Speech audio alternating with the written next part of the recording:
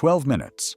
That is the total elapsed time from the moment the first boot crossed the threshold of the Terra Verde embassy compound on the outskirts of a city most NATO planners had never placed on a contingency map, to the moment the last of the 11 surviving hostages was extracted through a breach point in the eastern perimeter wall and loaded into a waiting vehicle.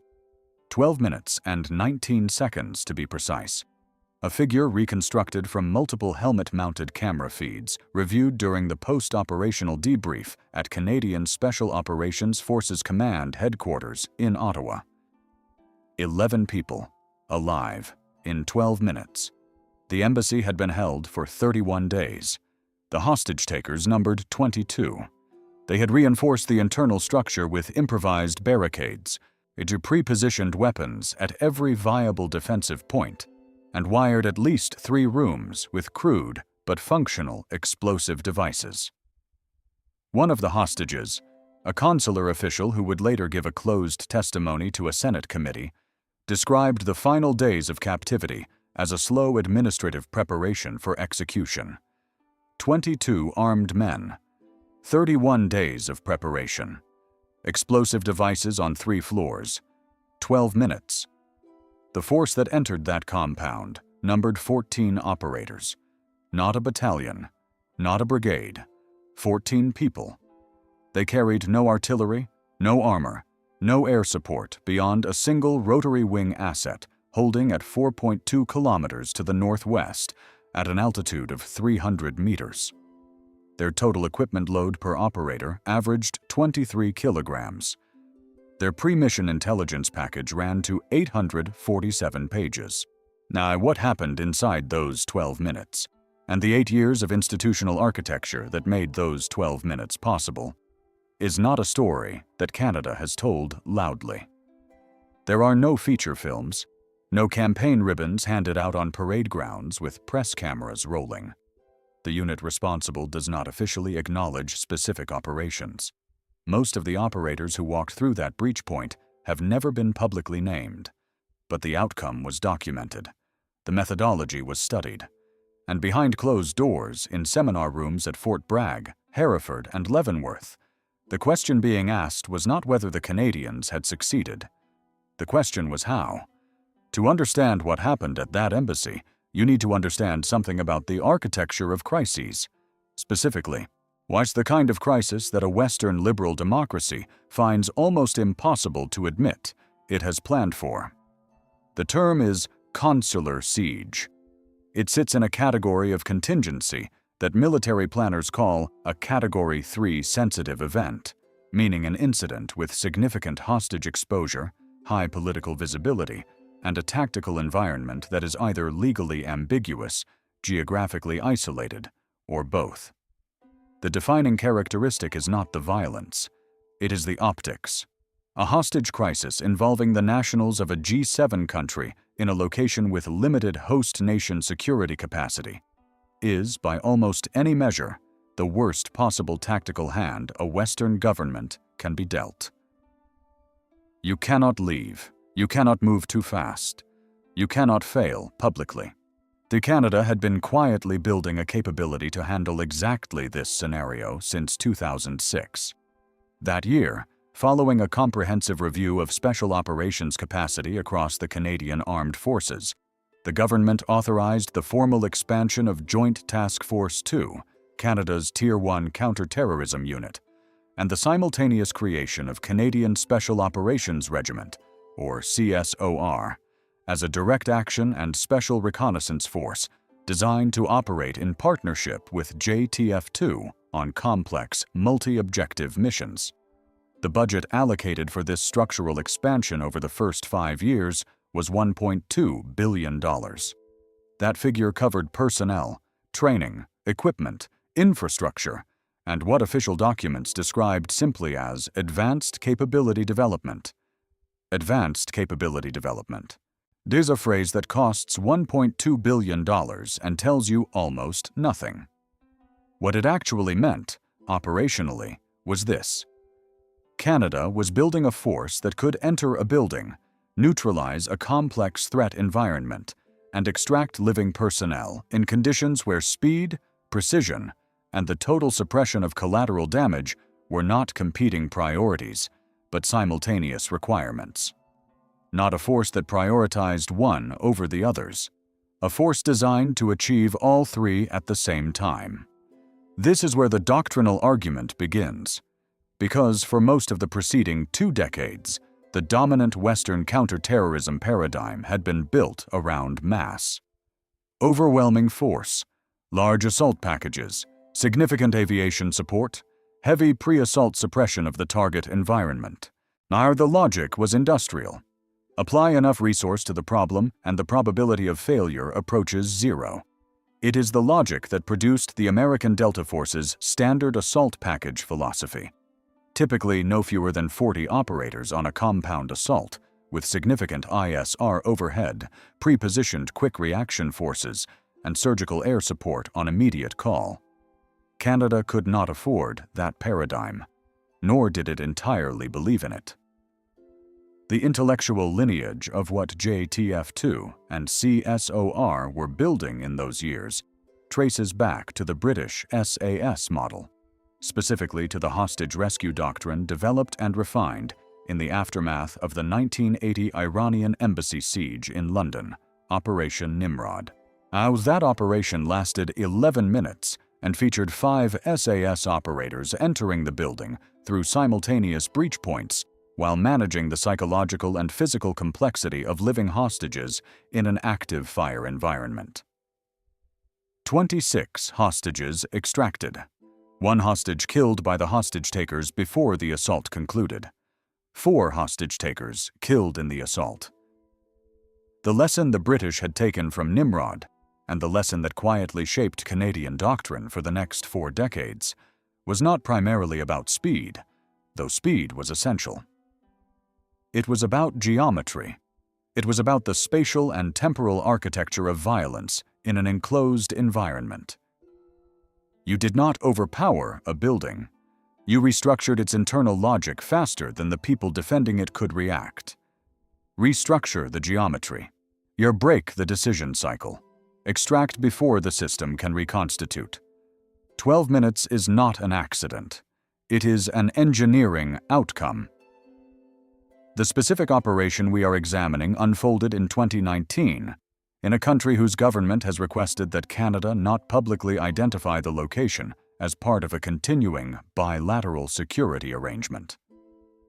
What is publicly known derives from 3 sources: testimony given in a closed session of the Senate Standing Committee on National Security, Defense and Veterans Affairs, a peer-reviewed analysis published in the Canadian Military Journal in 2021 by a researcher identified only as Dr. M. Arsenault, Department of Strategic Studies, and declassified portions of a NATO operational assessment circulated among member states in early 2020 under the reference designation Stanig Review CR-2019-07. What those sources collectively confirm is striking. 11 hostages, 14 operators, 22 adversaries, 12 minutes and 19 seconds, and 3 explosive devices that were never triggered. The intelligence picture that preceded the assault had been built over 27 days. That distinction matters enormously, because intelligence in a hostage siege is not passive collection. It is an active, competitive process. The hostage-takers, a cell affiliated with a regional militant network, understood that the longer they held the embassy, the more information flowed against them. They rotated guard positions every 4 hours to prevent pattern analysis.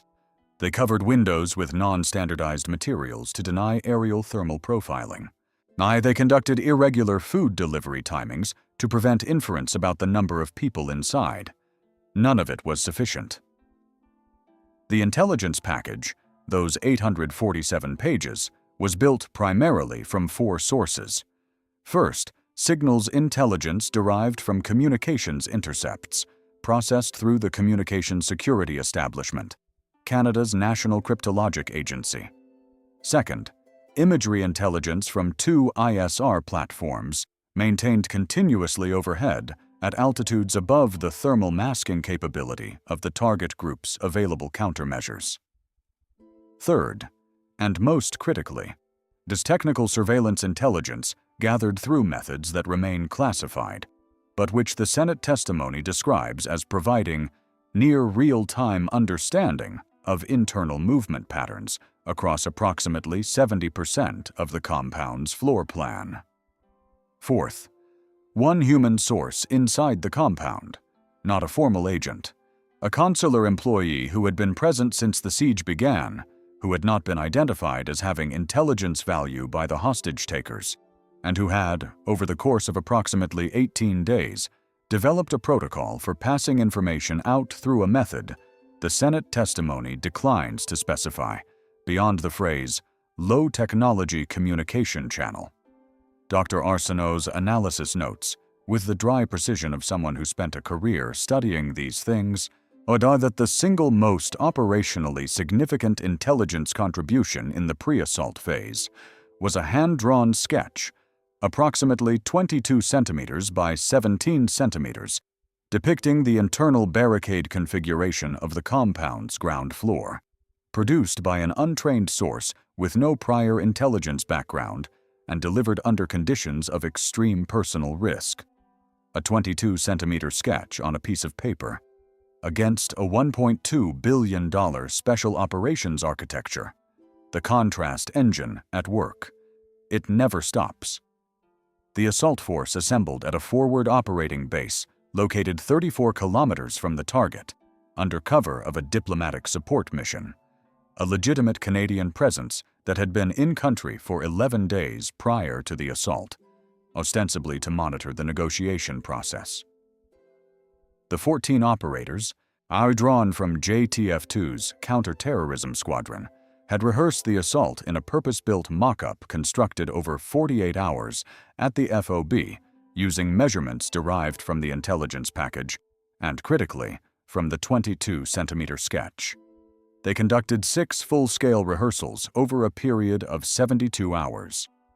Each rehearsal was timed. The target time established during planning was 15 minutes. The force hit that target consistently from the 4th rehearsal onwards. On the night of the assault, they beat their own target by 2 minutes and 41 seconds. The assault was initiated at 2:14 local time, a timing selected for 3 intersecting reasons. First, the thermal ISR had established that the guard rotation at 0200 consistently produced a 20-minute window, during which the fewest armed personnel were in close proximity to the primary breach point. Second, cognitive performance research, formally incorporated into Canadian Special Operations Planning Doctrine in 2014, had identified the 0200 to 0300 window as the period of maximum human attentional vulnerability in sleep-deprived individuals. The hostage-takers had been awake through a full rotation cycle and were at 2:14 operating at what the planning document described as reduced threat response efficiency.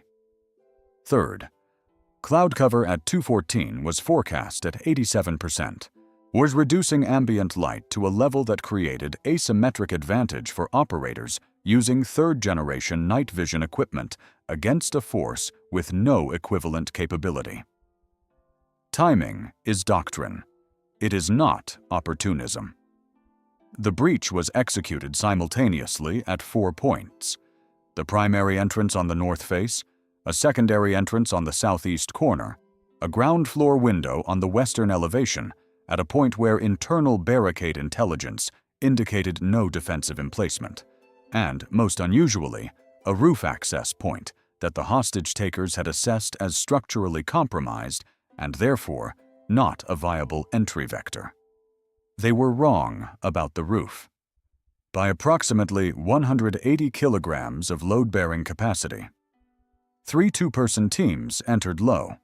1 3-person team entered high, whereas the remaining 5 operators held the external perimeter in an overwatch and extraction capacity, managing the single rotary wing asset to the northwest and maintaining the cordon that would channel the extraction to 2 pre-positioned vehicles on a secondary road 80 meters east of the compound wall. The assault itself is described in the Senate testimony in terms that prioritize geometry over drama. The hostage-takers were engaged in sequence, not simultaneously. The geometry of the compound, established from the intelligence picture and the sketch, meant that the assault teams could move through the internal space in a pattern that denied the defenders the ability to consolidate at any single point. In military terminology, this is called breaking the interior line. You prevent the defending force from ever achieving a coherent defensive position by moving faster than they can communicate and respond. The 3 explosive devices represented the single greatest variable in the planning. 2 were identified from the intelligence picture as located in a first-floor corridor and a second-floor office, respectively. The third, the one that the 22-centimeter sketch had partially located and that technical surveillance had subsequently confirmed, was in the room where 7 of the 11 hostages were being held. That room was cleared in 3 minutes and 40 seconds. The explosive device in it was not triggered. The technical detail of how that outcome was achieved is not publicly available. Now, what the Senate testimony confirms is that a specialist within the assault force, identified by role as a technical defeat operator, entered the room as part of the assault sequence and rendered the device non-functional before the broader clearance of the room was completed. The total elapsed time between entry of the assault force into that room and the physical extraction of the 7 hostages through the breach point in the eastern perimeter wall was 4 minutes and 12 seconds. 4 minutes and 12 seconds to move 7 people, alive, from a room containing an active explosive device through an active fire environment, through a breached perimeter wall, and into an extraction vehicle. The word 12 minutes has been in this script since the first sentence. You now understand what it means, as there is a passage in Dr. Arsenault's analysis that does not appear in the abstract or the conclusion. It appears in a footnote on page 34, citing the post-operational debrief testimony of one of the assault team leaders, identified in the document as Sergeant C, JTF2, CT Squadron. The footnote reads as follows. When asked during debrief what the most tactically significant moment of the assault was, Sergeant C replied, "It was the 3 seconds before we breached. We had trained for 72 hours. We had 847 pages. We had 6 rehearsals. And then we were standing at the door, and there was nothing left to do but go through it." Everything we had built was about to become either enough or it wasn't. That 3 seconds is the only honest part of any operation. Everything before it is preparation, as everything after it is consequence. Everything before it is preparation. Everything after it is consequence. Those 3 seconds at the door are where the entire edifice of doctrine, budget, training, intelligence, and institutional will is compressed into a single human moment. 14 people. A door. What happens next? 1 operator was wounded during the assault. A single gunshot wound to the left shoulder sustained during the clearance of the 2nd floor. He continued operating for the remainder of the assault and was evacuated in the same extraction vehicle as the hostages. He returned to full operational duty 7 months later. His name has never been published. That detail is not an afterthought. It is the weight that keeps this from being a clean institutional triumph. 1 bullet, 1 shoulder, was 1 person who went through a door at 2:14 in the morning in a country that has agreed not to be named. For 11 people they had never met, in service of a principle that most of those 11 people probably could not have articulated in the moment they were being carried through a hole in a wall. The consular employee who passed the 22-centimeter sketch, the untrained source, the paper and pencil intelligence asset in a $1.2 billion architecture, was among the hostages extracted. She was the 8th person through the breach point. She later gave a personal statement, cited in the Senate proceedings, that read in part, I did not know who they were. I did not know they were coming. I heard the first breach, and I thought it was the end. Then someone had my arm and was running, and we were outside, and the air was cold. She did not know they were coming. That is the operational philosophy in a single sentence. The assault force was never intended to be announced. It was intended to arrive at the moment when arrival was possible and depart with the objective before the defending force could conceptually process what was happening. The emotional experience of the hostage, the terror of the sound, the confusion, the sudden physical contact, the cold air, is not a failure of communication. It is a precise expression of a doctrine that prioritizes outcome over experience. You are rescued before you know you are being rescued. Now, as the Senate testimony includes a statement from the senior Canadian negotiator who had been managing the diplomatic dimension of the siege for 27 days. His account of the moment the operation was initiated is unexpectedly spare. I was in a vehicle 600 meters from the compound. I heard the first breach charge, and then I waited. That is the most difficult thing about this work.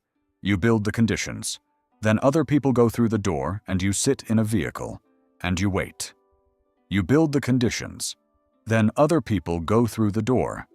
14 people who went through the door. 11 people who came out the other side.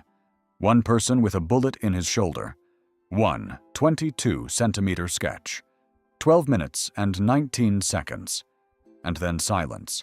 And cold air, avers and extraction vehicles pulling away down a secondary road in the dark. 12 minutes. The word in the Senate testimony that recurs most frequently in connection with the assessment of the operation is not success. It is not professional. It is not even effective. The word that appears most often in the testimony of the senior negotiator, in the post-operational analysis, and in the NATO assessment document is proportionate. Proportionate. The application of exactly the force required to achieve the objective, and not one unit of force beyond that. No structural damage to the embassy beyond the 4 breach points. No civilian casualties in the surrounding area. No collateral damage to the negotiating relationship with the host government. 11 people recovered. 1 opponent killed, 4 wounded. 17 detained and handed to host nation authority within 40 minutes of extraction. The NATO assessment describes the operation as a benchmark case study in minimum necessary force application within a contested urban environment. The report notes that the ratio of assaulting force to defending force, 14:22, and the ratio of objective achievable to resource applied represent an operational efficiency metric that exceeds established doctrine benchmarks at the Tier 1 level by a significant margin. It then adds a sentence that, as varied in the dry language of a standardization assessment, lands with the weight of an institutional admission. Member states may wish to review current assault package doctrine in light of findings from this operation. Member states may wish to review current assault package doctrine. This is NATO's version of a raised eyebrow. It does not get more pointed than that in a document circulated to 32 member nations. What the operation demonstrated, what those 12 minutes confirmed, was something that the Canadian Special Operations community had been building toward for 13 years and that the broader Western counterterrorism establishment had been reluctant to accept. That in a complex hostage environment, mass is not always the solution. That the addition of resources beyond a precise threshold does not reduce risk. It redistributes it. A 40-person assault package in a confined urban compound does not guarantee better outcomes than a 14-person assault package. It guarantees more variables, more bodies moving through narrow corridors, more communication channels to manage, more points of failure. The $1.2 billion investment was not primarily a weapon. It was a training and selection architecture. The distinction matters enormously. The Canadian model built fewer operators, trained them longer, selected them more rigorously, and then trusted the result completely when it placed 14 of them against 22 in a building with 11 hostages and 3 explosive devices. The selection pipeline for JTF2 rejects approximately 93% of applicants. The training cycle for a qualified CT operator runs to approximately 3 years of progressive capability development before assignment to a counterterrorism squadron. The cost of producing a single fully qualified JTF2 operator, accounting for selection, training, specialized equipment, and the operational infrastructure that supports their employment, has been estimated in defense procurement analyses at approximately $4.2 million per individual. 14 operators, at $4.2 million each, $58.8 million to build the force that walked through 4 doors in 12 minutes, against 11 lives. Against the alternative, which was the slow administrative preparation for execution that the consular official described. There is no budget line that captures that exchange, as there is no metric on a parliamentary appropriations document that reflects it. There is only a secondary road east of a compound wall, and extraction vehicles, and cold air, and someone's arm around your arm, and the sound of running feet. The operator with the bullet in his shoulder has a name. It is not publicly known. He returned to full operational duty in a unit that does not officially confirm specific operations. He is almost certainly still working. That detail is not incidental. It is the operational philosophy made human. The force does not retire after a success. It reconstitutes, it retrains, it prepares for the next door, the next breach, the next 3 seconds of absolute honesty before consequence begins. The 847 pages of intelligence will be discarded and rebuilt for the next operation. The 22-centimeter sketch will be framed somewhere in a classified briefing room that almost no one will ever enter. The sketch matters more than the $1.2 billion. That is not a financial argument. It is a doctrinal one. Every sophisticated architecture eventually depends on a human being with a piece of paper and the courage to pass it through a wall. The NATO allies who received the assessment document in early 2020 had, by the end of that year, initiated at least 3 separate internal reviews of counterterrorism assault doctrine. None of those reviews have been publicly released. Their conclusions are presumably classified. But somewhere in those documents, in the careful language of military standardization, is a number. 12 minutes and 19 seconds. And around it was the architecture of a question that the Western military establishment has not yet fully answered.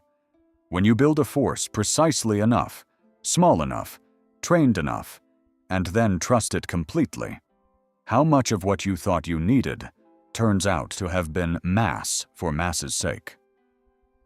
The embassy stood for 31 days. It fell in 12 minutes. The geometry was the answer. It had always been the geometry. You can spend $40 million on overhead surveillance. You can spend $1.2 billion on a special operations architecture. You can build mock-up compounds in 48 hours from classified measurements and conduct 6 rehearsals in 72 hours and select operators whose production cost approaches $4.2 million each. And then you can stand at a door at 2:14 in the morning in a country that agreed not to be named. And all of it, every dollar, every selection course, every page of intelligence, every repetition in a rehearsal compound, compresses into 3 seconds of absolute silence before the breach charge fires. Everything before it is preparation. Everything after it is consequence. Sergeant C understood something in that doorway that no doctrine manual has ever fully articulated and no budget can purchase. That the difference between a force that can do something in 12 minutes and a force that cannot is not primarily a question of equipment or numbers or even training. It is a question of what a small group of precisely built human beings will agree to walk toward when the preparation ends and the consequence begins. The consular employee passed a 22-centimeter sketch through a wall at personal risk she could not fully calculate, for a rescue she could not know was coming, by people she had never met. The operator took a bullet in the shoulder and kept moving for 11 people he had never met. 11 people came out through a hole in a wall into cold air, and the world never learned their names, and the people who brought them out will never tell the story publicly, and the operation will sit in a classified file while its findings quietly reshape doctrine in seminar rooms across 32 allied nations. This is what a functional institution looks like from the outside: quiet, proportionate, exact. The 12 minutes are not the story. The 12 minutes are the proof. The story is the 8 years of preparation, the single sketch on a piece of paper, the 3 seconds at a door, and the absolute is unambiguous trust placed in 14 people to do what an institution had spent 8 years and $1.2 billion building them to do. That trust, once earned and once honored, is the only force multiplier that cannot be procured, scheduled, or standardized. Everything else is just the preparation.